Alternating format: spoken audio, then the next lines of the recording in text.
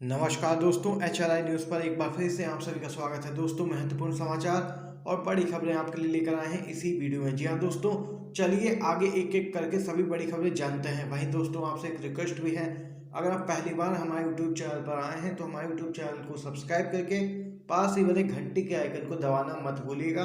तो दोस्तों, पहली बड़ी खबर बताते चलें।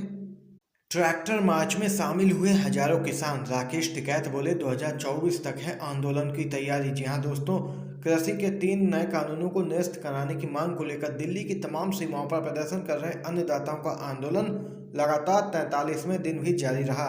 हड्डियां गला देने वाली ठंड और बारिश के बीच डटे किसान किसी भी कीमत पर अपनी मांगे बिना मनवाए वापस जाने के मूड में नहीं है। सरकार पर दबाव बढ़ाने के लिए बीते दिन 40 किसान संगठनों ने ट्रैक्टर मार्च निकालकर दिल्ली को घेर लिया और वहीं इस मार्च में हजारों किसानों ने शिरकत की। उनका कहना है कि ये गणतंत्र दिवस की रिहर्सल है। किसानों के इस मार्च को देखते हुए दिल्ली के बॉर्डर की सुरक्षा व्यवस्था भी बढ़ा दी गई। और वहीं राकेश टिकैत ने कहा है कि अगर सरकार ने किसानों की मांगें नहीं मानी तो किसानों की तैयारी 2024 तक है और लगातार 2024 तक आंदोलन जारी रखा जाएगा। मध्य प्रदेश कांग्रेस ने कृषि कानूनों के खिलाफ फूंका है बिगुल। 15 जनवरी को 2 घंटे तक चक्का जाम का ऐलान। बेहद बड़ी खबर है दोस्तों, मध्य प्रदेश में कांग्रेस ने 15 जनवरी को किसान कानूनों के विरोध में 2 घंटे का राज्यव्यापी विरोध प्रदर्शन करने का ऐलान किया है। पार्टी के प्रदेश अध्यक्ष कमलनाथ ने कहा कि इस दिन 2 मिनट का हॉर्न शंखनाद भी होगा और 2 घंटे तक चक्का जाम रखा जाएगा। इसके बाद 23 जनवरी को राजभवन का घेराव भी किया जाएगा। कमलनाथ ने केंद्र सरकार के 3 कृषि कानूनों को किसान विरोधी करार देते हुए कहा कि इन कानूनों से कृषि उत्पाद के बाजारों पर कॉरपोरेट घरानों का कब्जा हो जाएगा और छोटे व्यापारियों का व्यापार और व्यापारिक प्रतिस्पर्धा भी खत्म हो जाएगी। नतीजतन बड़े व्यापारी मनमानी करेंगे। इस दौरान कमलनाथ ने आरएसएस पर भी जमकर हमला बोला। उन्होंने कहा कि आरएसएस और उसकी राजनीतिक शाखा बीजेपी हमेशा ही पूंजीवादी अर्थव्यवस्था की हिमायती रही है, जबकि कांग्रेस के अलावा कम्युनिस्ट पार्टियां और समाजवादी पार्टी हमेशा समाजवादी अर्थव्यवस्था की समर्थक रही हैं। अमेरिका में ट्रंप की हार की वजह से तोड़फाड़ और आगजनी। भारत में लोग बोले वहां एमएलए खरीदने का ऑप्शन नहीं है क्या? जी हां दोस्तों, बेहद बड़ी खबर है। अमेरिकी चुनावों में मिली शर्मनाक हार के बाद से ही राष्ट्रपति डोनाल्ड ट्रंप लगातार लोगों को भड़काने की कोशिश कर रहे थे।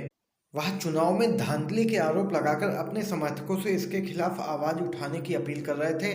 उनकी इस अपील का असर तब देखने को मिला जब बीते बुधवार को उनके समर्थकों ने अमेरिकी संसद पर धावा बोल दिया।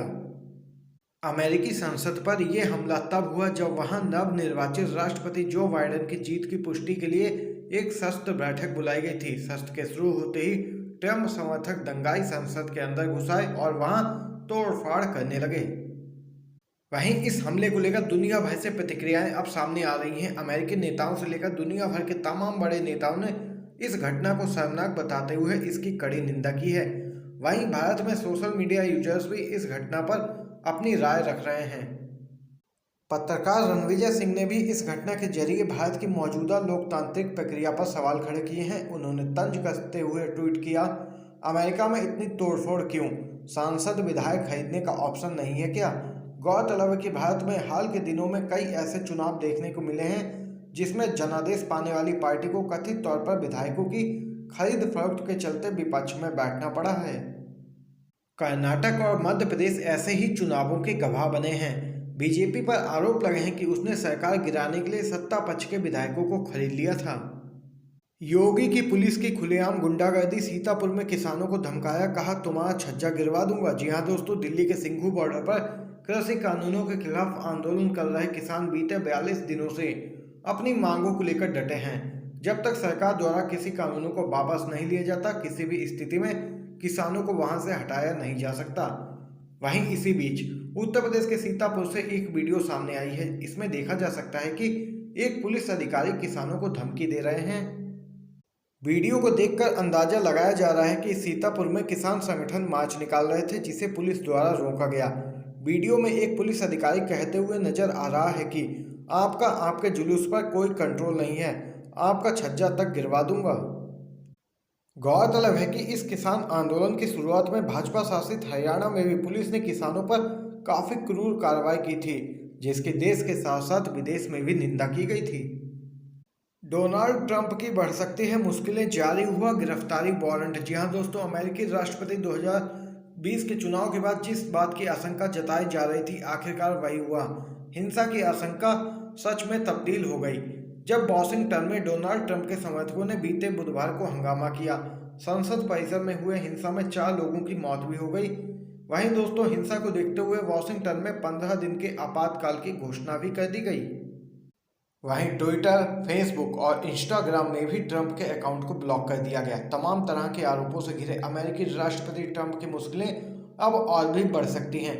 एक तरफ कार्यकाल समाप्त होने के बाद उन्हें पद छोड़ने को लेकर कवायदें तेज हो रही हैं, वहीं इराक की अदालत ने भी ट्रंप को लेकर एक बड़ा आदेश जारी कर दिया है। इराक की अदालत ने पिछले वर्ष जनरल कासिम सुलेमानी की मौत के मामले में ट्रंप के खिलाफ गिरफ्तारी वारंट जारी कर दिया है। तो देख सकते हैं, तमाम तरह के आरोपों से घिरे अमेरिकी राष्ट्रपति ट्रंप की मुश्किलें अब और भी बढ़ सकती हैं। चलिए दोस्तों, अगली खबर की तरफ चलते हैं।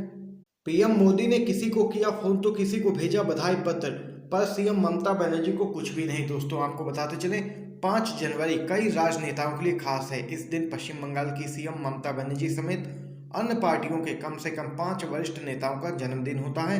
इन नेताओं में से कुछ को प्रधानमंत्री मोदी ने खुद फोन कर बधाई दी, वहीं कुछ को बधाई पत्र भेजा। लेकिन पीएम ने ममता बनर्जी को ना तो फोन पर बधाई दी और ना ही कोई पत्र भेजा। बता दें, साल 2011 से पश्चिम बंगाल पर राज कर रही ममता बनर्जी पश्चिम बंगाल की पहली महिला मुख्यमंत्री हैं और उन्होंने वाम दलों को सत्ता से उखाड़कर बंगाल पर जो राज कायम किया है वो एक मिसाल है। और अब आने वाले विधानसभा चुनावों के लिए भी उनकी हुंकार विपक्षी पार्टियों के लिए सबसे बड़ी चुनौती है। और वहीं पश्चिम बंगाल के होने वाले विधानसभा चुनावों में ममता बनर्जी की ही पार्टी बीजेपी के लिए सबसे बड़ी मुसीबत बनकर खड़ी है, जो कि बीजेपी को सत्ता में आने से रोकने में लगभग कामयाब होती दिख रही है, जिस तरीके का माहौल इस समय पश्चिम बंगाल में है। तो वहीं दोस्तों, चलिए इसी के साथ एक और बड़ी खबर आप सभी को बताते चलें। शिवसेना ने राहुल गांधी की तारीफ में बांधे पुल, कहा उनसे डरते हैं दिल्ली के शासक। जी हां दोस्तों, बेहद बड़ी खबर है। महाराष्ट्र में कांग्रेस के साथ मिलकर सरकार बनाने वाली शिवसेना ने नरेंद्र मोदी के नेतृत्व वाली केंद्र सरकार के खिलाफ खड़ा होने के लिए राहुल गांधी को योद्धा बताते हुए कहा कि दिल्ली के शासक कांग्रेस नेता से डरते हैं। शिवसेना के मुखपत्र सामना के संपादकीय में कहा गया है कि यह अच्छी बात है कि राहुल गांधी कांग्रेस पार्टी के अब नए अध्यक्ष बनने जा रहे हैं। संपादकीय में आगे कहा गया है कि दिल्ली के शासकों को राहुल गांधी से डर लगता है। अगर ऐसा नहीं होता तो अनावश्यक गांधी परिवार को बदनाम करने की सरकारी मुहिम नहीं चलाई गई होती। इसमें कहा गया, योद्धा चाहे अकेले रहे, उससे तानाशाह को डर लगता है, और अगर अकेला योद्धा प्रामाणिक हो तो यह डर 100 गुना बढ़ जाता है। राहुल गांधी का डर 100 गुना वाला है। संपादकीय में कहा गया है कि यह अच्छा है कि राहुल गांधी फिर से एक बार कांग्रेस के अध्यक्ष बनने जा रहे हैं। तो देख सकते हैं, शिवसेना ने एक बार फिर से मोदी सरकार पर साधा है निशाना और की है कांग्रेस के पूर्व अध्यक्ष और सांसद राहुल गांधी की तारीफ। चलिए दोस्तों, एक और खबर की तरफ चलते हैं। विपक्ष को एक बार फिर से एकजुट करने का मिशन शुरू करेंगे सीताराम येचुरी। जी हाँ दोस्तों, सीताराम येचुरी एक बार फिर से विपक्षी दलों को एकजुट करने का अपना प्रयास शुरू करेंगे और राहुल गांधी के विदेश से लौटने पर उनसे व पार्टी के नेताओं से भी बातचीत करेंगे। आपको दोस्तों बता दें, येचुरी राष्ट्रीय कांग्रेस पार्टी के अध्यक्ष यानी एनसीपी के अध्यक्ष शरद पवार व अन्य दलों के नेताओं से भी इस पर विचार विमर्श आगे बढ़ाएंगे। और वहीं इसी बीच सीताराम येचुरी ने कहा है कि पहला मुद्दा यह है कि किसानों को इंसाफ कैसे दिलाया जाए। उन्होंने कहा कि लगभग 1 दर्जन विपक्षी नेता किसानों के मुद्दे को लेकर राष्ट्रपति से मिले थे, लेकिन सरकार कृषि कानूनों को रद्द करने के लिए तैयार नहीं दिखती है। इसलिए यदि किसानों से सरकार की वार्ता नाकाम रहती है तो विपक्ष को एक बार फिर मिलकर संघर्ष को आगे बढ़ाना होगा। यहाँ पर दोस्तों देख सकते हैं, आज की सभी बड़ी खबरें और मुख्य समाचार आप लोगों ने जाने हैं आपके अपने यूट्यूब चैनल HRI न्यूज़ पर। अगर दोस्तों वीडियो पसंद आया हो तो लाइक कीजिएगा, शेयर कीजिएगा, जिससे कि आप सभी के दोस्त भी इन खबरों को जान सकें। आपका बहुत बहुत धन्यवाद दोस्तों।